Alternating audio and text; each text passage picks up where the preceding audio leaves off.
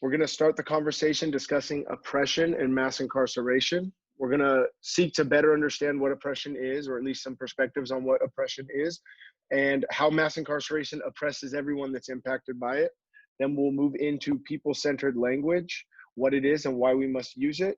Third, we'll close out talking about getting some tools on how to tell our stories, why we tell our stories, tips for effective storytelling, and resources on how to better do so.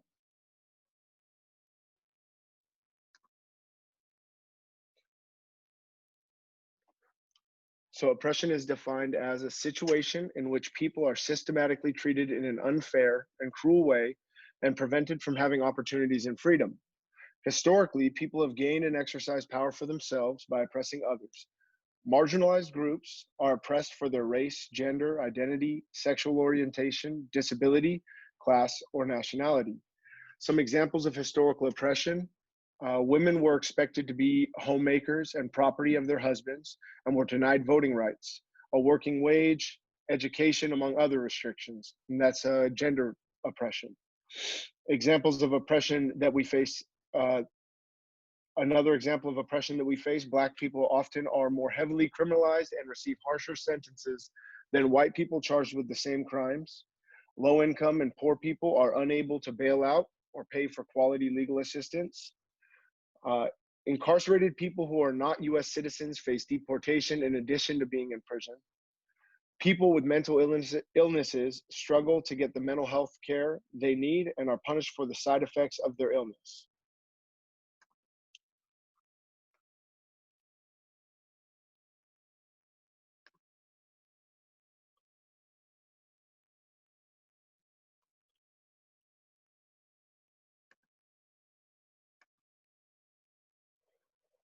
So those currently and formerly incarcerated do not have the freedom to participate in our democracy with no right to vote. People currently and formerly incarcerated are restricted from sustainable employment and career opportunities, but big companies and businesses benefit from the unequal pay for their labor. People obtain economic and political power from harsh sentencing laws and things like enhancements, but those being cycled through the criminal justice system based upon race, socioeconomic status, and residential status suffer from the imposition of these laws. So the slide gives some key points on how incarceration oppresses: war on drugs, racial profiling, targeting poor communities, limited rights and freedoms, restricted access to employment, housing, and more, and of course, stigmas and stereotypes. Before we move forward, are there any questions?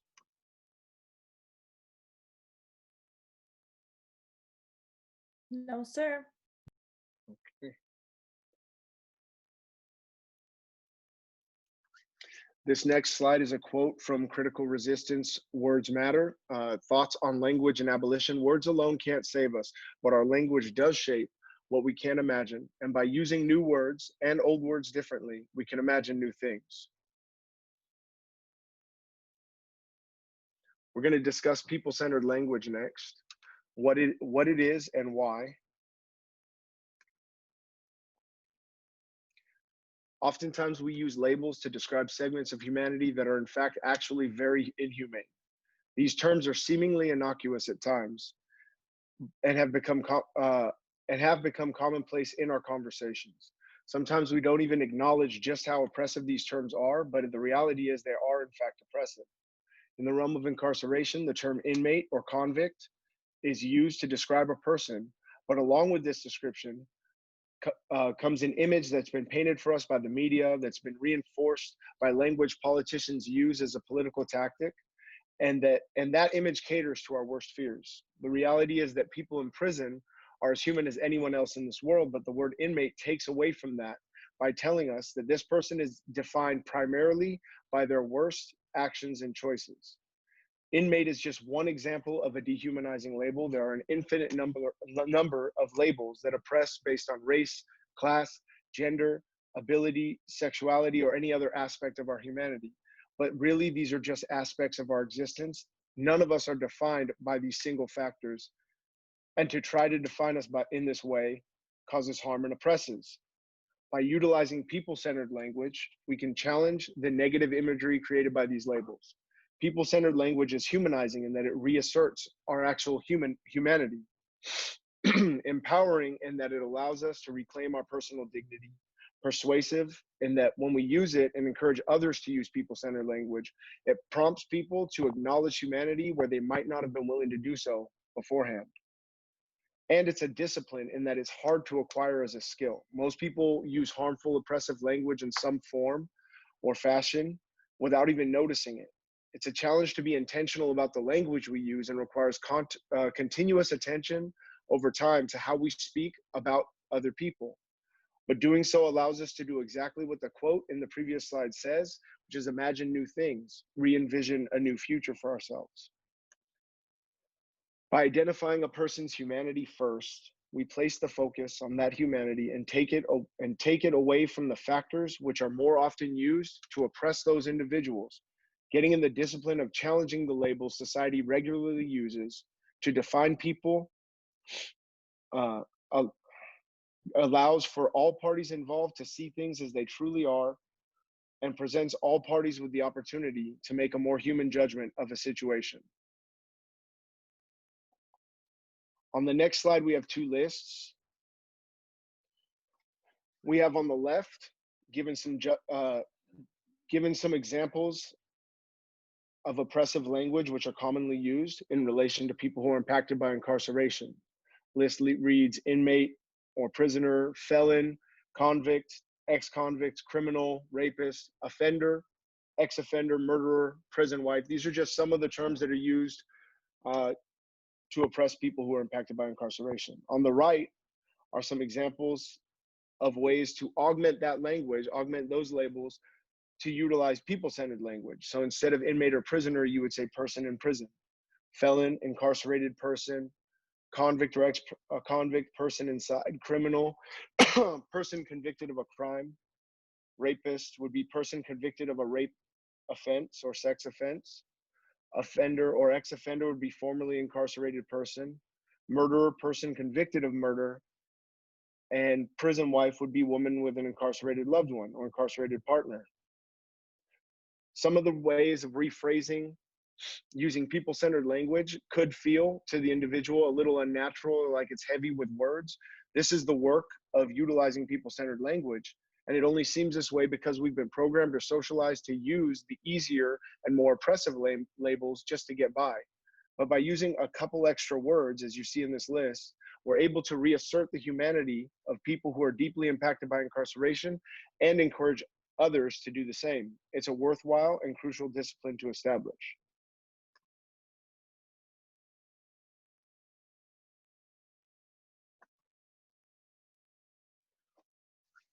On the slide in front of you, you see two sides. One side is effective use of people-centered language.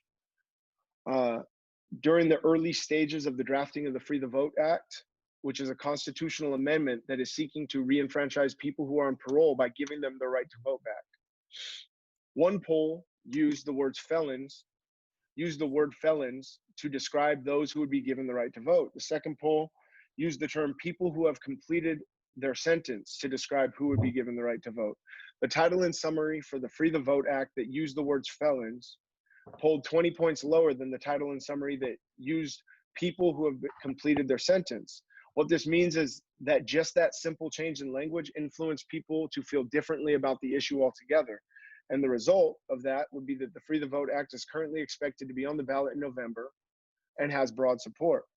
An example of how oppressive language is used, a lot of people that are on this webinar heard Governor Newsom's statement recently made regarding the idea of releasing people to slow the spread of COVID-19 within California's prisons. In his statement, he expressed that he's not interested in considering those he classed as violent criminals for early release. The result, although 3,500 people will be released a month or so earlier under recent decisions by the state, tens of thousands of people who are aged, disabled, or who have numerous health issues are still living at the risk of contracting COVID-19 just because of a bias against people who have been convicted of violent crimes. A bias which is mainly constructed by the media and it's built on fear and political tactics. People could die as a result of that statement and assertion that the statement and assertion that just because they've committed a violent act at some moment of their life or have been convicted of doing so, that they're not worthy of safety or of protecting their own health as much as the rest of the world in the midst of this crisis. So that's just two examples. Now we get to go into a little engagement, and I'd like to ask everybody here if they're willing to participate and give any other examples that they may have seen of either a harmful use or an effective use of people-centered language. Harmful use of language or an effective use of people-centered language.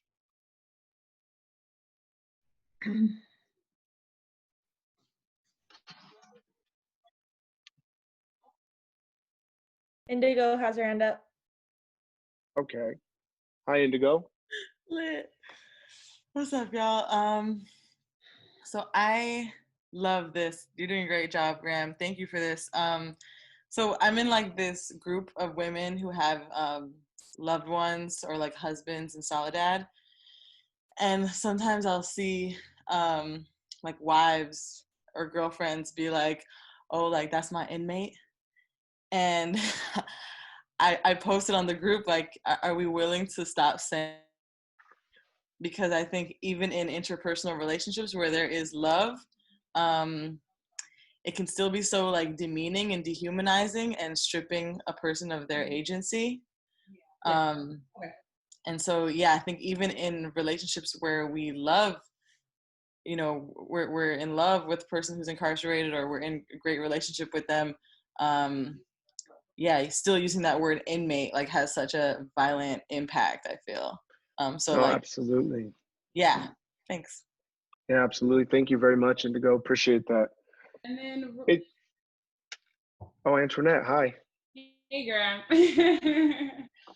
So I just wanted to go ahead and reintroduce myself, or formally introduce myself. So again, my name is Antoinette Radcliffe, and I am an outside organizer, and I am the facilitator for the Inland Empire Cohort of the Institute of Impacted Leaders. And I became familiar with Initiate Justice, and I became familiar with the movement to end mass incarceration just through different social media and things of that nature. I myself have been impacted by mass incarceration and my family through actual lived experiences. My brothers have been incarcerated since I was in 2007, and both my brothers got incarcerated, and they've been serving very extensive terms. They were arrested as juveniles, charged as adults, and they received very harsh sentences. Me and my brothers come from a very stable household, and we come from a very stable family and foundation. So when that happened, it devastated our family tremendously, whether it was finances, just kind of everything. So with that, I personally was the type of person where I'm living through it, I'm experiencing it. Me and my family, we kind of were in this silence about it. We just lived through it, but we're trying to find ways to cope and deal. I built up a desire to want to start an organization to offer resources to people who are dealing with it, who just wouldn't know what to do, because that's what me and my family found ourselves in, a circumstance where we just didn't know what to do. But it wasn't until as I got older that I realized how in depth it is and how mass incarceration oppresses our people on a mass scale, as opposed to just, oh, me and my family ended up in a situation. For a long time, I looked at it as we ended up in this situation, or this just happened to us. So once I became kind of more familiar with that, and that was through social media, that was just through different campaigns that are like around the 2011, after around 2011, I felt like I've seen a lot more social media presence, people telling their stories, and that empowered me to kind of talk about mine. With that, I reached out and I actually got accepted into Initiate Justice, the Institute of Impacted Leaders, and went through the cohort. And from there, I found like a lot more hope and a lot more of my voice for me and my family and my brothers as well, for us to speak out and actually join a movement surrounded around bringing back the humane treatment of people who have been severely outcasted and treated unfairly for so long. So to be able to do this and to be able to work with Initiate Justice and to be a facilitator with the Institute of Impacted Leaders, it's amazing. And And it's something that happened for me through just lived experiences. I didn't know that I would end up here, but I'm happy to be here and just kind of wanted to introduce myself for everybody that does or does not know me. Thank you, Antoinette. And then I believe Graham was facilitating some questions. Did anybody still have any input on that one? Or did we want to jump back and I can go ahead and talk about oppression in the slides that we probably skipped and kind of like ran through? I have a comment. And thank you so much I'm glad that you were able to join again, Antoinette, and like, yeah, I'm just glad that everybody's here now. But I guess mine is like fairly recent, and I haven't actually watched this show, but because I have an incarcerated loved one, so many people have been trying to stuff jailbirds down my throat. And I think that jailbirds is also like a term that like, you know, people are using now more because it's like I don't know, like a popular thing on Netflix. So that's like one of those terms that I think is also not very human-centered, and definitely wouldn't condone the use of that around community members. So Absolutely. I fully agree. I think that fully fits. Thank you. I think another term is prison wives. Yeah. We hear that a lot, you know, I'm a prison wife, or we're prison wives, and that's definitely not center people language. It would be like, my husband's in prison, my husband is serving a term in prison, I am married to somebody that has a term in prison. We don't realize that little words like that can mean a lot in a lot of different ways. Absolutely. Thank you, Maria. You're welcome.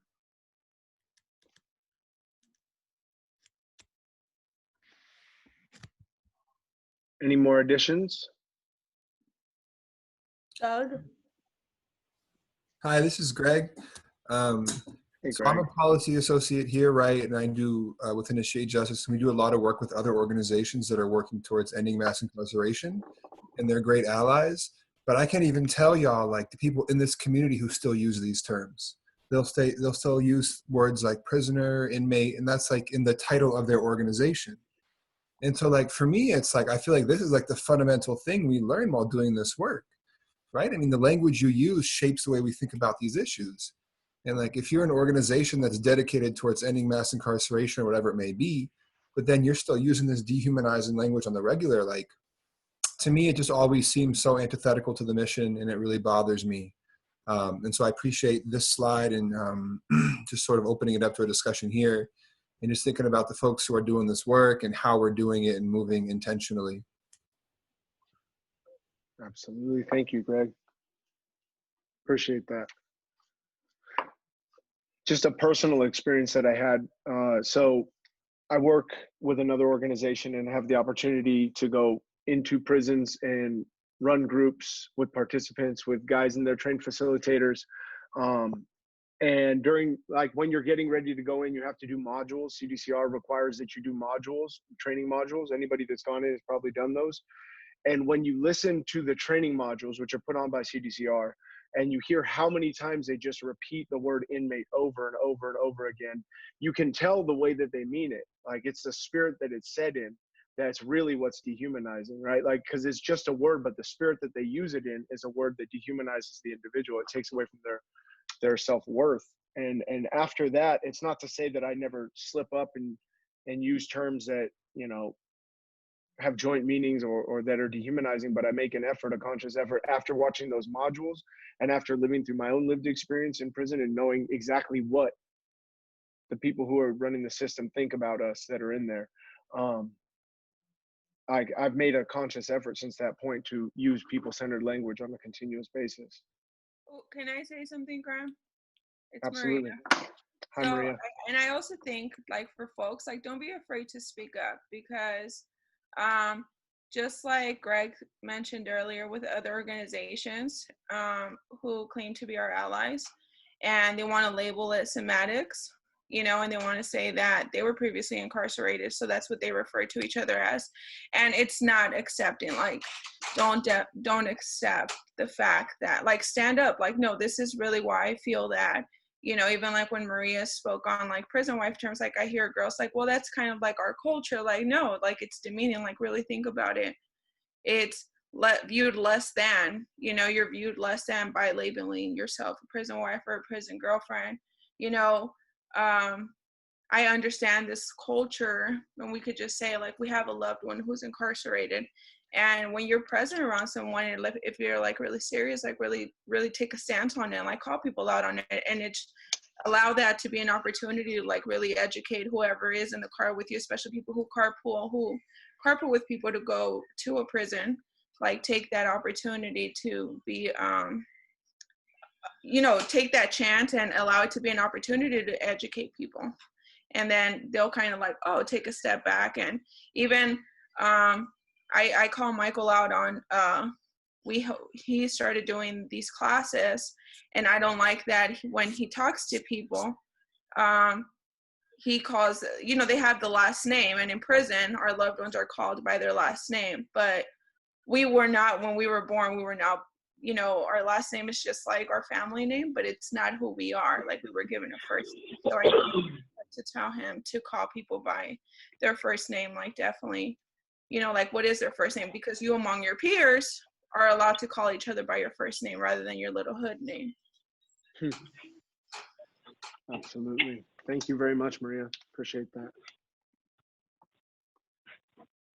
Does anybody else have any more input that they want to add in on this subject? Yeah, I do. So, like with my organization, we work with like victims of sexual assault, domestic violence, and all that. But we also do our part of our sexual assault response is we respond when anybody, whether there's somebody that's incarcerated or whether it's somebody on the outs. And so, but on our intakes, I've noticed that it'll say like, is the person an inmate at the time of the intake, things like that.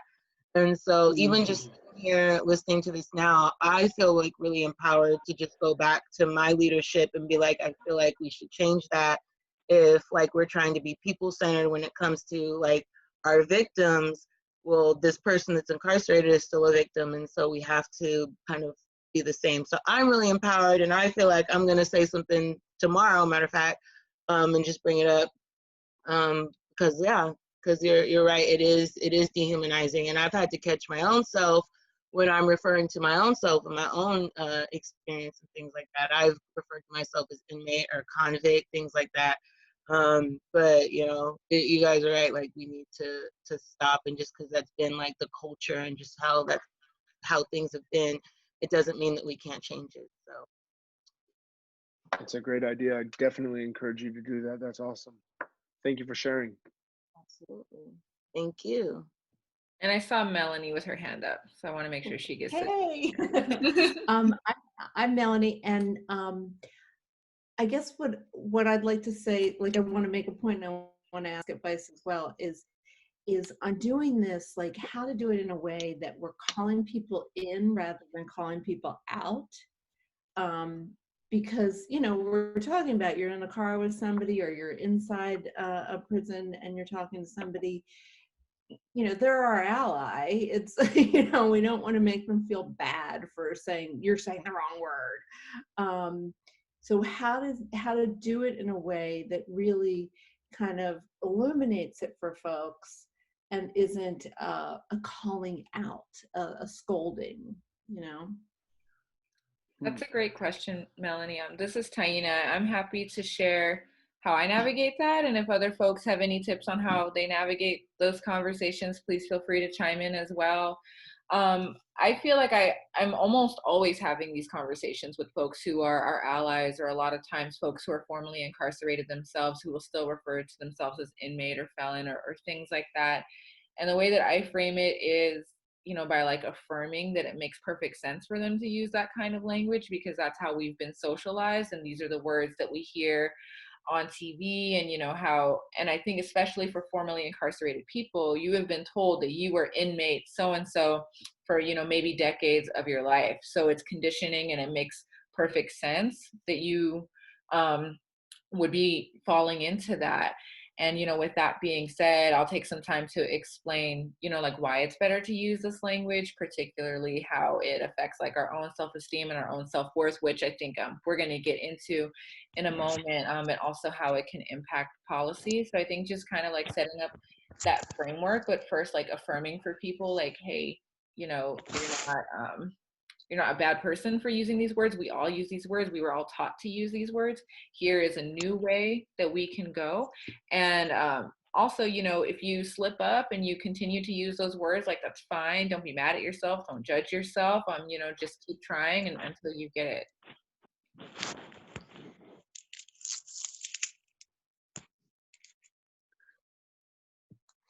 And with that being said, I kind of feel like now we're moving into the next topic, so maybe we should go ahead and pass it along. And Antoinette, maybe you want to take the next slide? Yeah, absolutely. So definitely what we wanted to talk about today, like we're talking about changing the narrative. So I believe, as Grandma already covered, oppression. So in understanding why we're oppressed, how we're oppressed, and understanding why we want to change the language we're using to change that image and those stereotypes that are put out there by our oppressors, and those stereotypes that are accepted by the public at large because of our oppressive circumstances.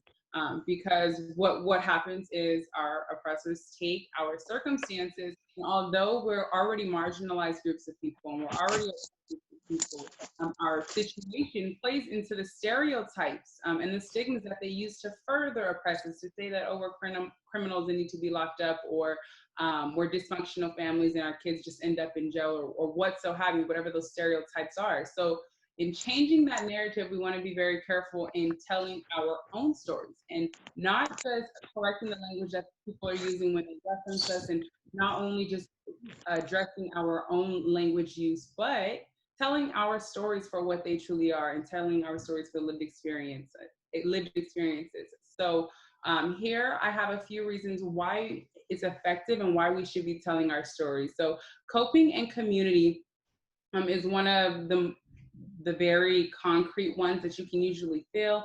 And for me, it's a very important one because it's actually the reason why I even have taken part in this work. I found the coping in it, I found the community in it, and that's actually why I'm here today. So for me, this one's very close. And when too often what happens is we have a community of people who are oppressed, but we don't know that even those next to us, our neighbors, sometimes our friends, our coworkers, people in our neighboring communities are going through the exact same oppressions that we are. So with mass incarceration, for instance, a lot of times people who are struggling to cope with having formerly been incarcerated, or having a child or a loved one incarcerated, they keep that to themselves and don't tell their story. And if everybody's doing that, now, we don't know who's telling our story. So when we take that, and when we feel empowered and we take that leap of faith and we actually tell our stories, we actually open ourselves up for community. Because now somebody next to us, somebody who we may even see, knows something a little bit more about us, right? So we can actually commune with them, we can actually connect, and we can actually build some type of relationship. But also internally with coping, when we tell our stories, by telling that trauma, it allows us to process it, allows us to deal with this, it allows us to deal with it. And then again, we open ourselves up to actually process it amongst people in our community who are going through the same thing. So we're safe to talk about it and we're comfortable to feel it.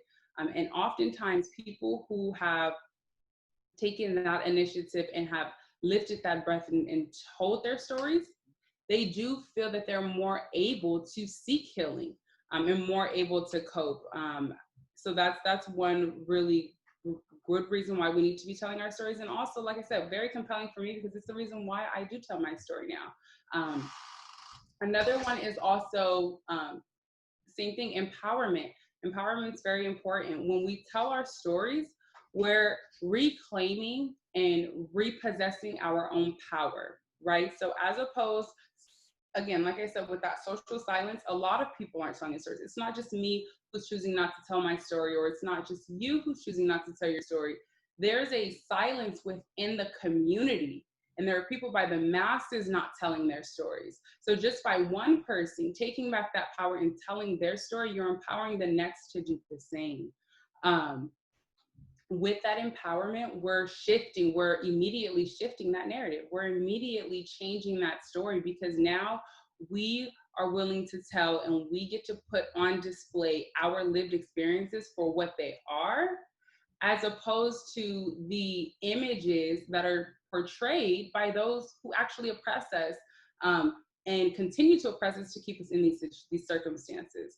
So we definitely want to remember that telling our stories, even if maybe you just don't want to tell your story for you, keep in mind you're empowering other people to tell their stories too. And that strengthens our movement as a whole to end mass incarceration. It builds our numbers as a whole to move mass incarceration, and it allows people to look at us and our stories and our situation for what it exactly is, as opposed to, again, what people see and what plays directly into the oppressive nature. And then another reason that we want to that we want to tell our stories is to build emotional connection. It is proven that by building an emotional connection with someone, they're going to remember you, right? So when we tell our stories, as opposed to just giving statistics as to how many people are incarcerated, or as opposed to showing images, when we actually tell and narrate and frame our story for the lived experiences that we've gone through, we now allow people to connect with us emotionally. They know something more about us, and they also know a part of our story that they may be able to connect with, even if they haven't experienced it. So one really huge example is, for instance, my mom doesn't often tell her story. She doesn't often express that she has two sons who were incarcerated as juveniles, and have been incarcerated since for nearly 15 years now. So with that, she doesn't tell that story.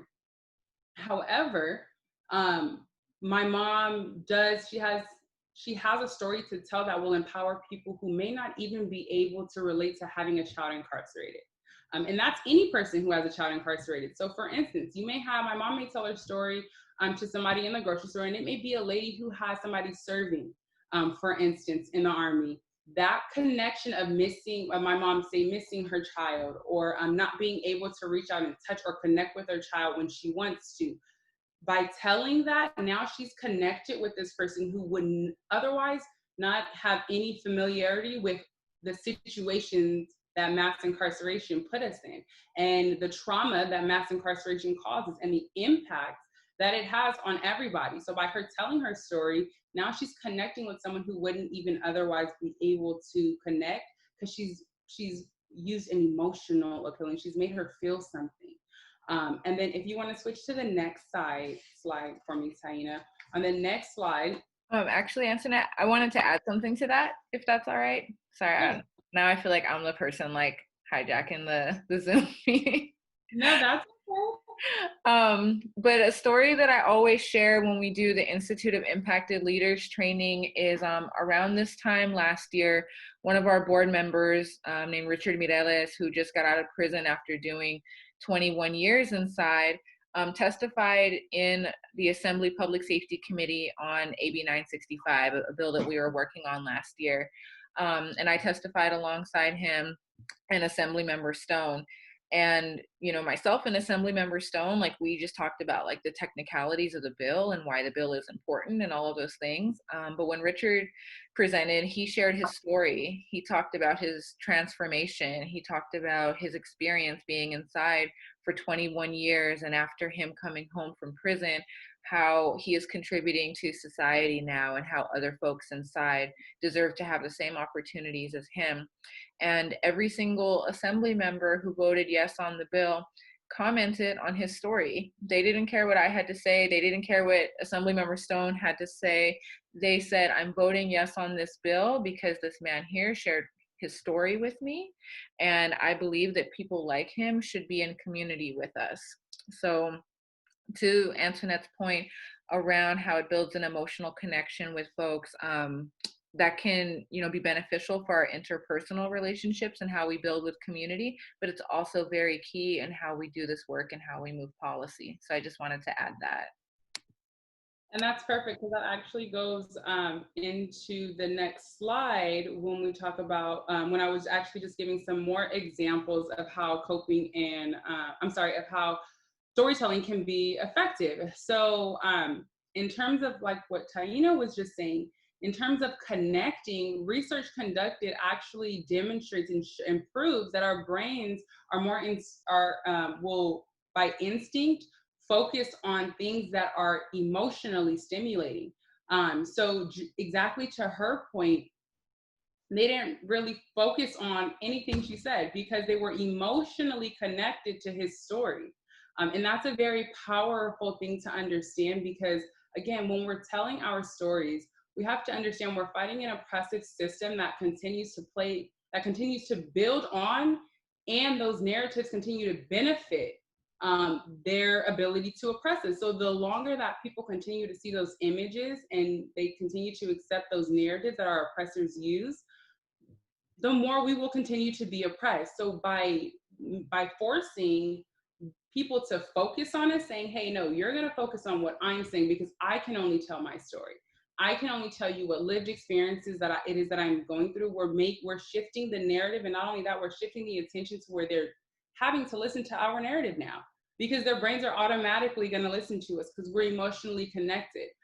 So that's why we really want to make sure that we're telling our stories in combating oppression, because that's exactly what they do. They put out these gaudy images and they say these very demeaning and dehumanizing words because they're pulling an emotion out of those who benefit from the oppression, right? They're pulling an emotion out of those they want to continue looking at us that way. So if we tell our stories effectively, we can take that power back. And again, like Tanya was saying, we can bring that focus onto our stories. And that's exactly what happened in the situation that she's demonstrating. They didn't remember or focus on what she's saying because their brains automatically are going to focus on what is stimulating their emotions. And then another way that storytelling can be effective, again, like I said, with coping, it's actually proven that for cognitive behavioral therapy, which is used to treat post-traumatic stress disorder and actually is one of the most effective treatments for post-traumatic stress disorder, is telling your traumatic story to your therapist. And that's one of the key components of that's proven, and that is obviously evidence-based. So when we're telling our stories, we don't have to tell it to a therapist, right? We can just tell our stories when and however we want to, and just be mindful of how effective it is, and be mindful of the language we use, and be mindful of what parts of our story we want to tell. And so again, those are some more reasons why storytelling is proven to be effective, and why we want to place a high importance on on telling our stories and how we tell our stories when we're fighting to end mass incarceration. And then you can proceed to the next one. So then what I do want to do is give you all some tips on how we can make for and how we can ensure that we're being effective when we're telling our stories. So as Graham covered, the language that we use is extremely important in how we tell our stories. We don't want to use words such as criminal and convict and ex-convict even, or felon or parolee, because we want to make sure that we're communicating our stories effectively and we're allowing people to listen to us. So when we use language that attributes us as humans, as we should be doing, right? When we force people to say, hey, no, you're going to talk about me as a human and I'm going to talk about myself as a human, to make sure now they're going to, listen to the rest of our story. So we want to be very intentional, and that can damage your whole message if you're not using the correct language, right? So people-centered language is something that we want to be mindful of and very key in effectively telling our stories. We don't want to play into the stereotypes. We want to reclaim our truths and tell our stories for the actual experiences they are. And then also another one is telling only what you are comfortable telling. It's important that we only tell what we are comfortable telling, because you don't want to tell anything that'll either cause you to be vulnerable or cause it to be misconstrued, or you just personally don't want somebody to know that. You're entitled to that, and we do have to make sure that we're controlling that. We have our rights to privacy, right? So we don't have to tell everything. We only have to tell what we're comfortable telling. And that's very important, because it allows you to communicate clear when you're comfortable with what you're talking about, right? How many times are you talking about something, and if you're not really familiar with it or you're not comfortable with it, sometimes you can get lost in your own words. Sometimes you can misconstrue your own message, right? So we want to make sure that we're only telling what we're comfortable telling. Another great tip for effective storytelling is questioning yourself and jotting down those answers to those questions. So some ways that we can question ourselves is asking things like, what is the change that I seek to create in the world? Write down what change you want to create. What will I be called? What do I want to call others to do? So what am I asking for others to see from my story? If I know exactly what I'm trying to portray, then I can communicate, right? So writing those things down. What inspires you? Writing down different things that inspire you can help you identify certain parts of your story that you might want to tell that you probably didn't before, or that you didn't even know should be a part of your story to tell.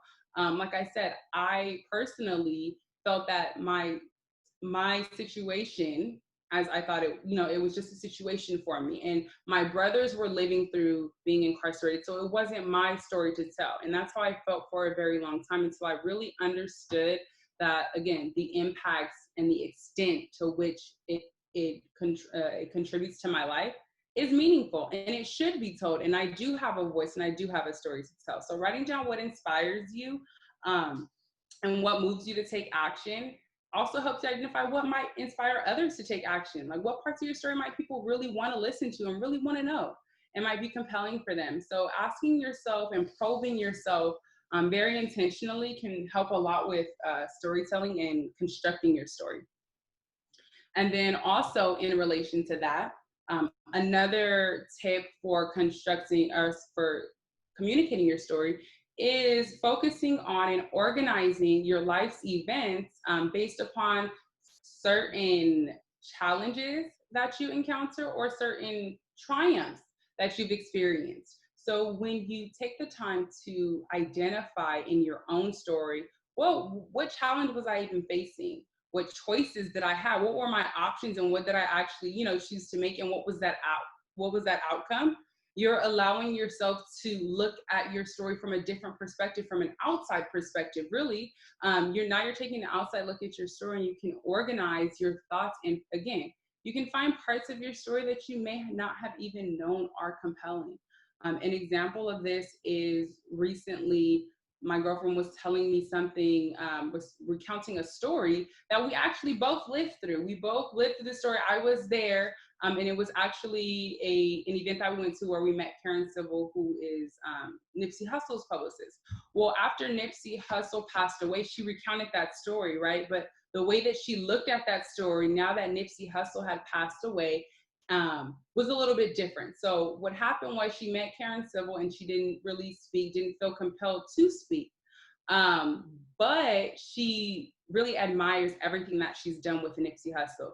And she wanted to say that and chose not to, because it was a different setting and the event had nothing to do with him, right? Well, after Nipsey Hussle passed away, because she was such an admirer of him, she felt regretful about it. Like, oh, I should have said something. But the way she looked at that story is, oh, well, now I met Karen Civil for nothing. I didn't even tell her how I admire her work and everything she's done with Nipsey Hussle. It's unnoticed. But what I told her was, simply by her recounting this exact story to me, that I was actually there with her, she's now empowered me to make sure that if I'm in front of somebody ever, I don't hold my words, and I make sure I use my tongue to say what it is that's on my mind. Because, of course, our date, we never know how much time we actually have. So simply by her reorganizing that story based upon, some event, she communicated in a sense that it empowered me, even though she looked at it as a failure or as a challenging moment or something where she should have done something differently. Simply by still communicating it, she empowered me in my future endeavors. So that's why we want to make sure that we're kind of taking into account different types of tips and different ways that we can tell our story strategically and effectively to where people are receiving the message we want them to receive. But then also they're relying on our stories and not the ones that are coming from outside sources. We want to make sure that they're hearing our stories.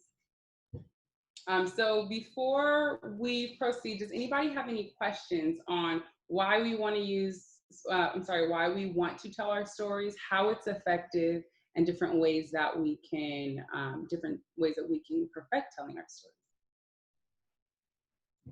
And you can feel free to unmute yourself if you have any questions. Well, I have a comment. I think that everything that you spoke on is super important. And I saw this video recently on Facebook that's circling around, and how people spoke on, this guy said that he felt like a coward because he didn't share his story. And when he saw other people and how it really affected other people, he told himself, I won't be a coward, because you never know who your story will impact. Even sometimes we have stage fright and we don't want to speak up. And it's just so important because you never know who you inspire. And hearing him say that, it really just I'm going to make sure, or hold each other accountable to make sure we don't speak up. I think that's very, very important too. That's a milestone that we try to seek and find, and trust me, like. Somebody talk. Okay, are we good? Sorry that you got interrupted. Or was somebody trying to talk? No, that's okay. I don't know if they're, but yeah, I just, for people to feel courage to speak up, because you don't know who it will inspire. Like, hearing him say that it really hit home, because afterwards he was like, I felt like a coward because I didn't share my story. And we don't want to feel like that. We want to definitely be empowering to each other. Exactly. And that's very important, because we don't want to silence ourselves. Something that happens a lot in our community and with those who are impacted is we silence ourselves. Again, kind of like how I was talking about. And by doing that, you start to kind of internalize the stigmas that are out there and the stereotypes that are out there.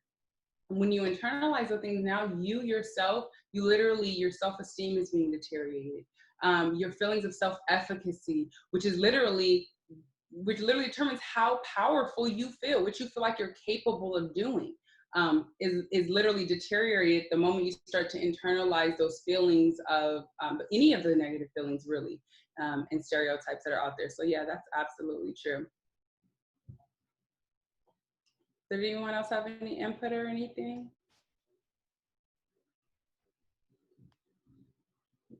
No. All right, we'll move right along then. So along with sharing tips with you guys, I want to also give you guys some resources and some examples of effective storytelling that you can take home, and with the time constraints, I won't show you every single one of them, but you can take these and you can research them on your own time. But some examples and some resources for effective storytelling include podcasts and social media. Podcasts and social media are very important for storytelling, because a lot of people feel very empowered to tell their stories on their own platforms. And when you're talking about a podcast, people feel like they can talk, they feel empowered to talk about whatever they want. And a lot of times we'll tell more of their stories. Same thing with social media. We a lot of times may feel empowered to tell our story on our own, on our own platform. This is my page. I can tell my story, whatever that may be today. Whether I'm feeling down today, whether I'm feeling triumphant today, I can tell my story on my social media page, because that's what it's here for me to blog and tell my story. So that's why podcasts and social media are great references for examples of effective storytelling. One in particular is a podcast, Ear Hustle. Ear Hustle is a podcast created by men incarcerated in San Quentin State Prison, in which they talk about the realities of being incarcerated and post-incarceration. So you get to listen to men tell their stories, men and women, because people tell their stories of how they're impacted as well, tell their stories as they're living through them. People use different language. People communicate their stories differently. There's music. They incorporate art. And Ear Hustle also accepts letters and notes from people. And sometimes they read them on their episodes, and you can kind of hear your story being told by somebody else, which is an amazing experience. So that's a very great reference. Another one is, of course, Initiate Justice. So Initiate Justice posts a lot of Initiate Justice posts a lot of great examples of storytelling on their page with their Sunday Spotlight, in which outside organizers get highlighted. And you can see that every single Sunday. So you can scroll through archives of Initiate Justice posts, and you can see some of those things for storytelling. Another one is Monday Motivation, which is a new one that Initiate Justice is partaking in which people are telling us as outside organizers, we're telling our stories, and everybody gets to listen. So social media is a great platform nonetheless, but Initiate Justice has some really good examples, and there's tons of different other examples of telling storytelling on our Instagram as well. And then Reform Alliance, at Reform is the Instagram, is another wonderful one. They have a very huge following, and it's a movement, well, it's a organization that was started after the Free Meek movement, but they have a lot of power, a lot of influence, and a lot of money with Jay-Z and Meek Mill behind them. So they tell a lot of stories on their platforms and use so many different measures to tell it, whether it's videos, music, all types of different ways to tell stories. So that's another great way to get some examples and resources for storytelling. And then a few other ones is going to be like books and literary. So children books. There's actually a children's book, and there's a few. One in particular is called Why is Daddy in Prison by Erica Ruiz. And there is actually a list of children's books on prisonfellowship.org that you can find, prisonfellowship.org/resources, and you can find a list of children's books. But I like to recommend children's books because the content is put into the most simplest form. So when you see how something as complex as mass incarceration, or as complex as the oppressive impacts of mass incarceration is communicated in a children's book, not only is that super empowering because now kids are reading how they can communicate their own stories. So it's not only empowering, but it helps because you're seeing it broken down into such a simple form. Just Mercy is a book turned movie, which is one example that I want to highlight because it's very prevalent right now. Just Mercy shined a lot of light on our Drop LWOP movement, in which we're fighting to end extreme sentencing. So just by this story being told and then turned into a movie and mass released to America, we're immediately shifting that narrative, taking back power, and making people pay attention to us. Hey, you're going to listen to our stories and you're going to listen to us. So books are always really great examples. And then another one is Words Uncaged. Wordsuncaged.org is their website, but they actually highlight stories. They actually highlight literary work and even art and different mediums from people who are currently and formerly incarcerated. So they are actually a platform to publicize and bring light to the stories of people, of a voice that's often silenced, which is the voice of us and our loved ones. So Words Uncaged is a really great one. You can get a lot of examples there too. And then, of course, you always want to reach out to and find different organizations and toolkits, right, and guides that actually tell you how to do what you're trying to do. So some good ones are, again, us, Initiate Justice. So Initiate Justice has a resource guide that has tons of information on how we can change the narrative, how we can understand this movement, but also how we can address it and how we can join and effectively join this movement by telling our stories, controlling our language, and a lot of different other information actually is in that resource guide that you can find. And then another one is Critical Resistance. Critical Resistance actually has an abolitionist toolkit, which has tons of good information. They actually have a section on language and how we can frame our stories and things of that nature. And then another one that is really easily accessible, is a or they go out and put together by courage. Actually, it's not even it's a guide on when we're discussing on how we can effectively discuss and talk about the oppression that is caused on us by mass incarceration, on everybody by mass incarceration, but how we can talk about those conversations in just layman's and regular terms amongst people who may not be familiar with this movement or may not even be familiar with what it is that we go through as impacted people. So now Graham and Taina are going to facilitate an activity so that we can actually practice and put into practice everything that we just learned about changing the narrative and telling our stories. All right, hello again. So now we got an opportunity to step outside of our comfort zones. Some of us may be more familiar with telling our own story than others. There's a lot of people on this webinar, so not everybody's going to have an opportunity to do this, but we are asking for willing volunteers to use the tips provided, take the next 2 minutes or so, and tell your story. So during this process, like during sharing your story, you're going to remember to do the 4 things that were suggested as tips above. Use people-centered language, question yourself, tell only what you're comfortable telling, and focus on specific, challenging, or triumphant moments. Antoinette gave us some clear information on telling your story. And so if anybody is willing, please feel free to raise your hand or unmute yourself and you can share your story.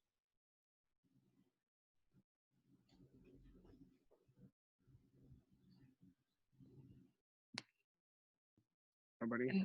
And this is Taina. I know that it might be a little bit nerve-wracking to just feel like you're put on the spot. We wanted to do this activity to give folks the opportunity to be in a safe space, to share, to practice, to be in a place with people who, like we all know, we have each other's backs.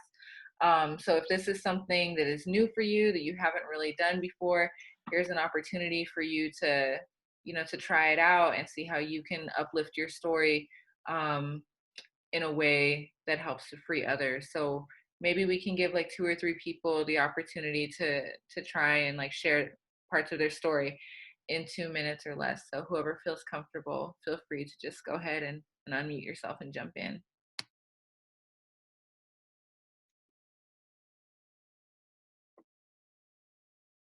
I know some Institute of Impacted Leaders graduates have experience doing this. So I was gonna say, I'll go. there we go. I'll go first. I'll break the ice. Okay, so with my story. So when I was 19, I went through a very challenging time. I had an abortion, and it pushed me into a state of mind where I had to fill a void that was missing. And so I went through drug abuse. So I, tried a lot of different substances. And then ultimately it led me into a relationship that was very, very toxic. And so we both were very, very vulnerable, and we both had experienced a lot of vulnerabilities in our own individual lives. And so when we came together, it was like fire meeting fire and just creating more destruction. And so it was very toxic. It was abusive on both sides of the coin. Ultimately, the decisions that we made ended up with our incarceration. And so both of us ended up being incarcerated. And so with me, during my time, at first, it was really, really difficult. I was really, really resistant, didn't really want to talk to anybody. I wasn't trying to get help from nobody. I wasn't trying to hear none of it. And then I want to say, I want to say maybe 3 years in, I did a total of just shy of 5 years. So I want to say maybe 2.5, 3 years in, that's when I finally woke up, and I started to really, really do the work on myself. So I did substance abuse counseling and all of that stuff.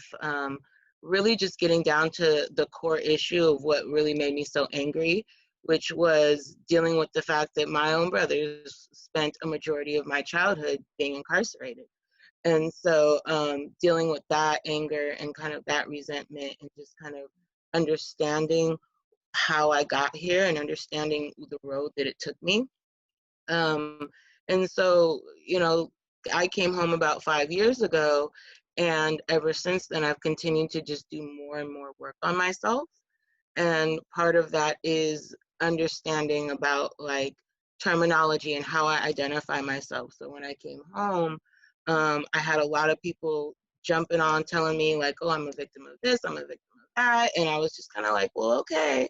But, as time went on, it didn't sit well with me. That wasn't what it felt like to me. And so I learned that I could identify my own self. I could choose what I wanted to be.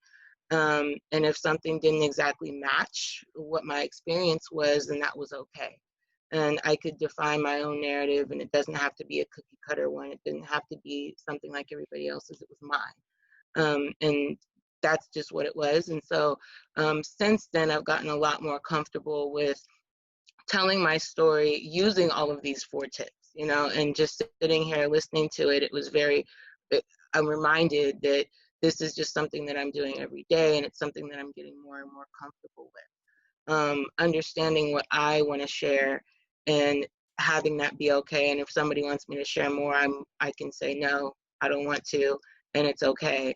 And being comfortable with correcting people when they use terminology that I'm not okay with. So when somebody refers to me as, a survivor or a victim, I'm very, cautious. And I say, well, actually, I refer to myself as a lived experience expert, someone that was formerly incarcerated. And so it's taken a while to get here, but I'm very proud of my growth, and I love where I am today and just all of that. So in a nutshell, very, very like Cliff Notes version, that's my story. Thank you. Thank you very much for your vulnerability. Thank you. You're welcome. Thank you. Just real quick, something that Adriana touched on that I just want to highlight was basically in the way that she told her story is kind of evident of how when we use different language. So for instance, when using people-centered language, it's not only using it in an oppressive nature, and it's not only oppressive nature that we don't want to use, right? It's the language we use when we construct any idea. So even how she didn't want to identify herself as a victim, I don't have to be called a victim. I can identify my own identity outside of that. That is also another really, and I thank you for sharing your story. But that's something that's really important too, because it's even just how people talk about CDCR as a rehabilitation facility. CDCR doesn't have what rehabilitation facilities the CDCR actually have that's effectively rehabilitating our loved ones. They're cages. So this is something that this is something that Initiate Justice actually has in their resource guide that Indigo so brilliantly put together. It's something around language. Adriana just demonstrated exactly how effective language can be when we're telling our stories. Thank you, Antoinette. I know we didn't talk about this when we were practicing, but now I feel compelled to ask like the other members of the group, can you name like one thing that like really resonated with you about Adriana's story?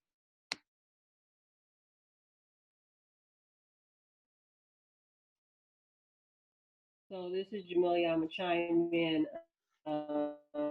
What really touched me was identifying those traumas that impacted you in your youth.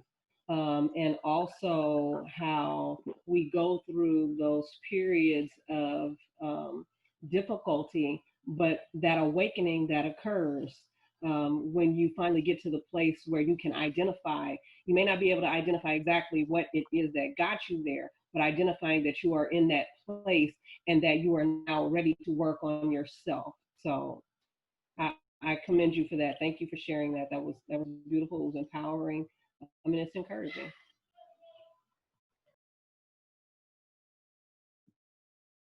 Thank you. do we have maybe a couple other brave souls who are willing to jump in and share their story?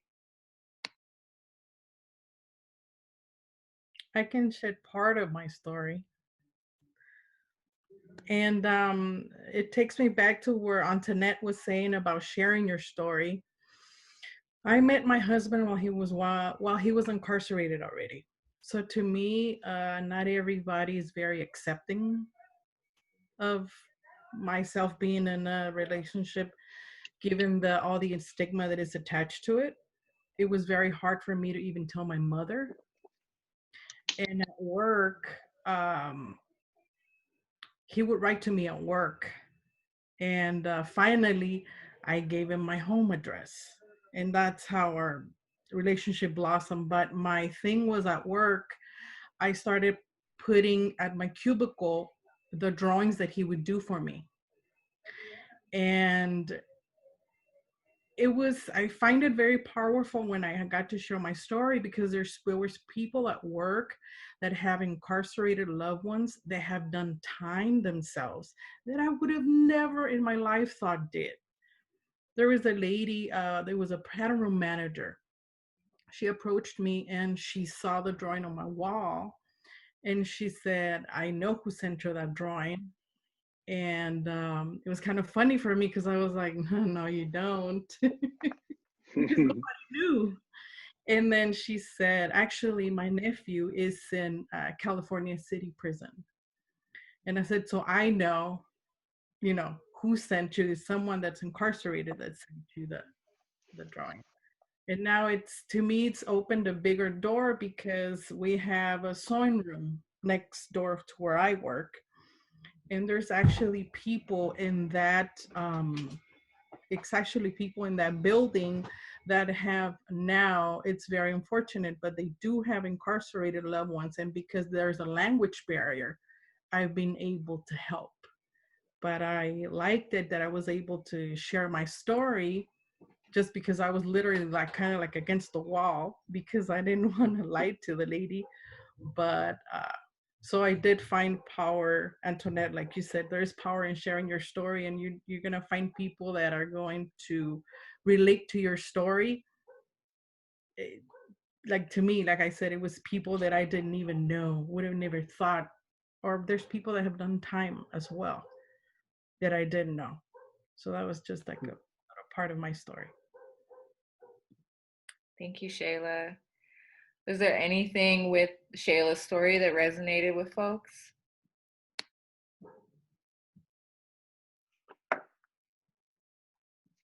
This is Daisy. Oh, go ahead, Armando. You can go first, and then I'll go after you. Totally, thank you.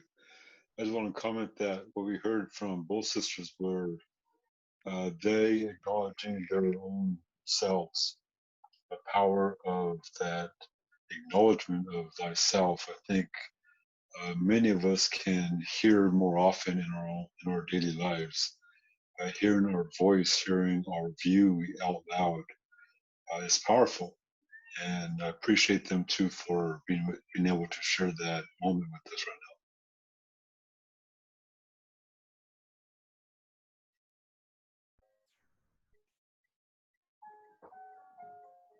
Daisy, did you want to go next? Yeah, I just wanted to echo both Shayla and Adriana, your bravery. I think that's probably like one of the keywords that is really important to highlight, like when people share their stories and their personal stories from their lived experiences, is the bravery and the courage that it takes to be able to share aspects of your journey and whatever way it is. Because I think with going with what Shayla just shared, that's something that in my experience with having somebody that's incarcerated, that's your loved one, and just sharing bits and pieces with people out in the community, a very common theme that I found across the way was a lot of people who had either family members, friends, loved ones that cared about them that were not supportive about it. And so just having having that fear of saying, okay, well then I can't share this with anybody, but building and finding people that you can connect with really does bring like support system for you, to empower you to continue to be able to share your story. So I think, you know, the good thing about doing this storytelling with each other is that we are in community with each other and can support each other, and, you know, motivate each other to continue changing this narrative that, you know, we're trying to undo. So thank you, Daisy and Armando, for your feedback, and thank you, Shayla, for being so brave to share your story. And Daisy, just again, onto your point as well. So just how you said with Shayla, and you admire everybody's bravery and them telling their story and how empowering that is. So just literally what all of you guys are saying too. Again, that empowerment. I'll just share, since we're sharing, I'll share just like another brief part of my story to connect these ideas. But in sharing our stories has impacted people too, even if we ourselves, so if we're loved ones, by sharing our stories as loved ones, we tremendously can empower our loved ones who are even further oppressed and who are even further not even, or whether it's not afraid or uncomfortable to tell their stories. So those who, again, like I said, I'll share a little bit part of my story. So my brothers have been incarcerated since I was in high school. They got incarcerated in 2007. My brothers they are my heart. So when my brothers got incarcerated, I didn't speak much about it, but everybody that I went to school with knew my brothers. They knew my brothers before they knew me. Everybody in my city knew my brothers before they knew me. If they knew me, it was, oh, you're so-and-so's little sister. That was it. So with that, I didn't talk much about my story. I didn't talk much about my brothers. And one time, and this was near my graduation from high school, and I was just ready to get high school over with at that point. But one time somebody asked me, and they said, hey, you don't talk about your brothers much. Is that because you don't care? And that hurt me, but it compelled me to, as I transitioned into college 4 years later, to start telling my story, because I do care.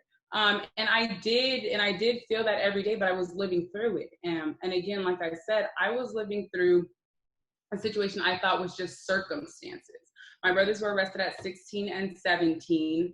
And both of them had never been involved with the law at all. They had never been arrested. This is their first case, first time being arrested. One of my brothers was an AV honor roll student, wanted to be an attorney, different things like that. And my other brother, he always had troublesome ways, in the sense that he was very stubborn.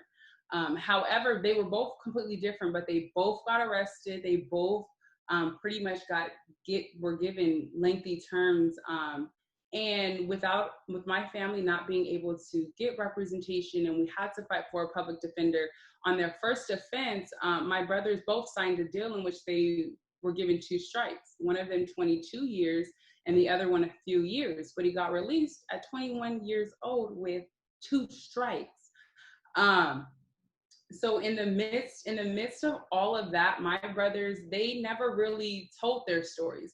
They were young. They started to really internalize the stereotypes because they went to prison at a very young age, and those stigmas and those stereotypes, they internalized them. So they didn't even talk about their stories. They didn't feel there was any story in themselves to tell. But as I myself started to feel compelled to tell my story, I see the life and the motivation and the hope that has been empowered in them. And now they are more empowered to talk to people about their actual circumstances, what it is they're going through, that they are incarcerated, and really willing to open themselves up to talk to other people and tell their stories to other people. So with that, like I said, it's very important that we tell our stories, even if we feel like it's not our story to tell. We are all in. Mass incarceration oppresses every single person that it impacts. We as loved ones are impacted. We are still we deal with these traumas too. So everybody has a story, but yes. So thank you everybody for sharing. Thank you, Antoinette. I appreciate that. Yeah, we have time for maybe like one other person who wants to share their story. All right, I'm gonna chime in for a brief second. I know I talk a lot, but I promise to make it fast. Um, so I grew up where mass incarceration had impacted my life, and I didn't even really know it. My father was incarcerated in San Quentin for a number of years prior to me being born. I grew up and I watched my father be institutionalized and didn't know what it was until I became an adult. He was antisocial. He was uncomfortable around people. He would go and he would, as crazy as it might sound, the bathroom was his favorite place.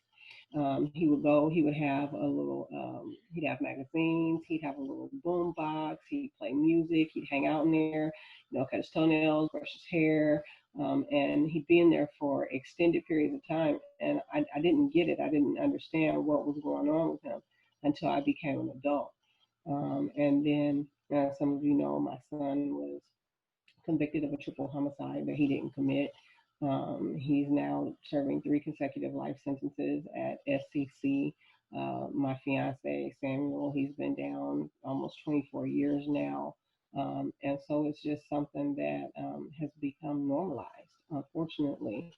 And it wasn't until coming to IJ that I recognized that there were other people out there. Not that I didn't recognize that there were other people out there, but a place to feel safe that I could actually speak and hear other people's stories. It's crazy, to hear of our loved ones' experiences who have been incarcerated and those who are on the outside who may have never been incarcerated, and coming to understand the necessity of having spaces like this, because for a very long time, I walked around with a sense of shame, of guilt. Even after, when I got into my teenage years, my father spent some time incarcerated, and I was embarrassed and I didn't know what to say. And when people would ask, well, how come your dad's not here? What's your dad doing? And, the lies that I would make up. Oh, my father's in the military. He's deployed somewhere. Things of that nature, because I was afraid. I didn't know what to say. And so I'm grateful that we have spaces like this now that we can talk about it. And unfortunately, it is a stigma. It has been normalized, but to get to a place where we can feel safe enough to say those things, and speak out and begin to heal, because this is something that mass incarceration is a vicious beast. It's just as bad as COVID-19. You know what I'm saying? It consumes everything it comes into contact with. And we have to be able to see it like that and to live in a society that continues to other our loved ones and make us feel shame and guilt, that we are human beings and sometimes we can make mistakes in life. Sometimes our loved ones can make mistakes in life, and understanding that oftentimes generational trauma, childhood trauma, all of these things play into it. And so, that's kind of my story in a nutshell. Thank you so much, Jamelia. Are there any folks who want to share what resonated with them about Jamelia's story? I would like to share. I think the part that she was talking about, IJ, where, you come, when I started the cohort, like she said, you just know it's a secure place. And I felt the same way, what she said, when you come to the cohort, you just feel like everybody is on the same page. So thank you for sharing your story. And yeah, that's what I feel the same way.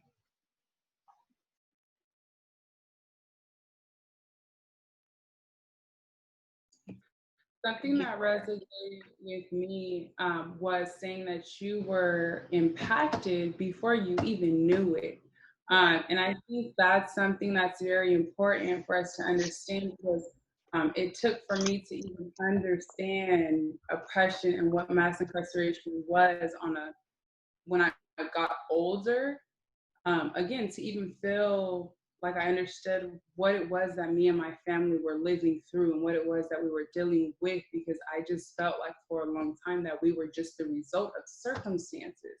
And I felt like for a long time, my brothers, okay, they were delinquent kids who just made who just made mistakes. And I started to believe that myself, even knowing that my brothers weren't delinquent kids, even knowing that they came from a stable, I started to believe the very stigmas that were out there. But once I started to understand and know the beast that we were dealing with, is when, I felt that I was even able to start telling my story. So that really resonated with me, because that's real. Thank you, Antoinette. Anybody else before we wrap up? Hi, I wanted to share something as well. I really resonated with the part that it's become normalized. I feel like for a lot of, I haven't lived here my full life. I came from El Salvador, and then from the time that I stepped foot here, it just seemed normal for like my peers to get stopped by cops, or to see my neighbors get arrested. And for the longest time, I just thought, like you said, those are the circumstances that I'm happening to be living in. And it really took up until now, like recently, I want to say maybe like in December, I joined Underground Scholars at UCR. And it's just been great, like, to feel comfortable in spaces. I got the link through Jasmine, and that's why I'm here today. But yeah, I definitely resonate with that, where it was so normalized to me that I didn't realize, this is happening, or it's even a problem. I just thought, it's what happens in my community, and like, that's it. Maybe we can do something about it, maybe not. But it wasn't an idea that there were actual like movements and groups and people coming together to end this. And that really, I feel like, helped me and motivated me even more to continue my studies, continue coming to meetings like this. And so I'm grateful to be here, and thank you for sharing that link with me, even though it was super late. Oh, thank you so much. I really appreciate that. And I appreciate everything that everybody had to say. I want to thank everybody who was brave enough to share their stories, because for sure it takes a lot of bravery and a lot of willingness to be vulnerable. So thank you for that. Thank you for everybody else on the call who held space and made the space safe for everybody to share. The reason that we did changing the narrative and storytelling as the first part of our webinar series is because we recognize that we cannot do any of this work, any of this freedom fighting work, if we're not even in touch with ourselves, if we're not even connected to how we are impacted by incarceration, or even if we're not, like, what values do we hold that connect us to this work, that make us compelled to bring about change and to end mass incarceration. So something that we're hoping that everybody walks away from after participating in this webinar is really like taking some intentional time to connect with yourself, to connect with your own story, to connect with different layers of your story, and parts of it that you may have not even thought of before. In listening to folks share their stories, there's things that about myself that I haven't thought about in a really long time that came up when people were speaking. And I'm somebody who talks and shares my story a lot. So there's always an opportunity to learn and to grow and to learn from each other and to be inspired by each other for our own like health and coping and well-being and healing, but also to literally change the world. As Graham was speaking to earlier, the language that we use is so important. The language that we use can be the difference between passing a ballot initiative to restore the right to vote to 50,000 people or not. The language that we use can make the difference between people getting released from prison or dying in prison due to coronavirus. So, there's really no way to impress how important language is, how important it is to be in touch with ourselves and to share our stories. So I hope that folks are walking away from this webinar feeling empowered, feeling secure in your story, because your story may be different from other people's. I've heard folks say sometimes like, well, I don't really want to share my story. I only did a couple years, or, my husband doesn't have that much time, or, you know, whatever the situation is. I encourage you all to be confident in your story and to step into that and to use it in a way where it frees others. So I'm going to wrap up tonight by reading this quote by Bell Hooks. My hope emerges from those places of struggle where I witness individuals positively transforming their lives and the world around them. Educating is a vocation rooted in hopefulness. As teachers, we believe that learning is possible and that nothing can keep an open mind from seeking after knowledge and finding a way to know. So I hope that y'all will recognize that you sharing your story, like, you are teaching in doing that. You are helping folks to learn. You're helping folks to expand their minds, to open up opportunities for folks to be empathetic with you. So yeah, that's pretty much it. I really appreciate you all. I appreciate you all being patient with that, like, really horrible hack that we had in the beginning that could have been like, yeah, that was bad, and, you know, could be triggering for a lot of folks. So I appreciate you all for stepping in, for coming back. Now going forward, we know that we need to make these private and always have a password moving forward. So, you know, we're growing and we're learning too. Last thing that I'll say is I finally shared the link to the sign-in sheet in the chat. So I saw some folks were like responding to me and had already checked it out. Please take the opportunity to fill in the sign-in sheet. It should only take like 30 seconds or so. We really want that so that we can have everybody's email addresses, and then we can send a survey about this webinar. We're going to be doing these every Wednesday, and we want to make sure that we're, you know, constantly making them better. Another thing that I want to just kind of like shout out, our next webinar next week is going to be on Advocacy 101. And I will be taking the lead on that, and I'll be working on finding like co-facilitators with me. So next week, tune in if there's anything that you want to learn about the California state legislative process, how a bill becomes a law, how to submit a bill proposal, tips for advocating for your bills. That's what we'll be doing next week. The following week, our Institute of Impacted Leaders graduates, Zykia and Monica, are going to be leading us on ending extreme sentencing. And we'll be talking about a resolution that we're working on with Restore Justice to do just that, ACR 186. So tune in for ending extreme sentencing. I'm not looking at the calendar in front of me. I believe the week after that, we're talking about prison abolition. The week after that, we will be taking a break on the webinars because it's our member meeting, and we'll do that online on Wednesday.